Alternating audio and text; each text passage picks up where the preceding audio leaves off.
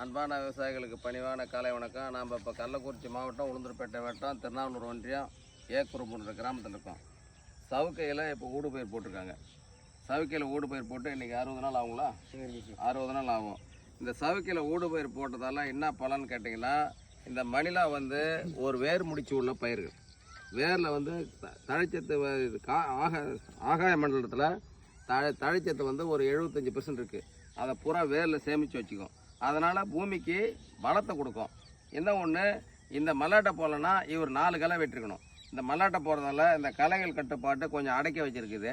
இப்போயே 2 களை வெட்டிருப்பார். இருந்தாலும் இந்த அந்த அந்த கம்புக்கும் களை வெட்டின மாதிரி தம்பிக்கும் பொண்ணு பார்த்த மாதிரி இந்த ஊடுபயிர் போட்டதால் இது வந்து ரொம்ப நல்லா ஒரு அமைஞ்சு போச்சு. இதை பாருங்கள், மல்லாட்டை இன்னும் வந்து நல்லாவும் இருக்குது. இன்னும் ஒரு 30-35 நாள் 40 நாளில் அறுவடை பண்ண வேண்டியிருக்கும். இப்போ டிக்கா இலைப்புலி நோய் இருக்குது. இதில் டிக்கா இலைப்புலி நோய் இருக்குது. இதை வந்து டைத்தேன் எம்பாட்டி பை அப்படின்னு ஒரு மருந்து ஒரு ஏக்கருக்கு 400 கிராம் கலந்து கொடுக்கும்போது கண்ட்ரோல் ஆகிடும். இதில் வந்து புழு அங்கங்கே இருக்குது. அது குளோரிபெரிபாஸ் ஒரு 1/4 லிட்டர் கொடுக்கும்போது ஏக்கருக்கு 2 கண்ட்ரோல் ஆகும். இதுதான் இப்போ உள்ள இது. இப்போ சவுக்கினுடைய வளர்ச்சி எந்த குறையும் இல்லை. பாருங்கள், ஊடுபயிர் போட்டதால் சவுக்கு வளர்ச்சி குன்றி குறை எல்லாம் வரல.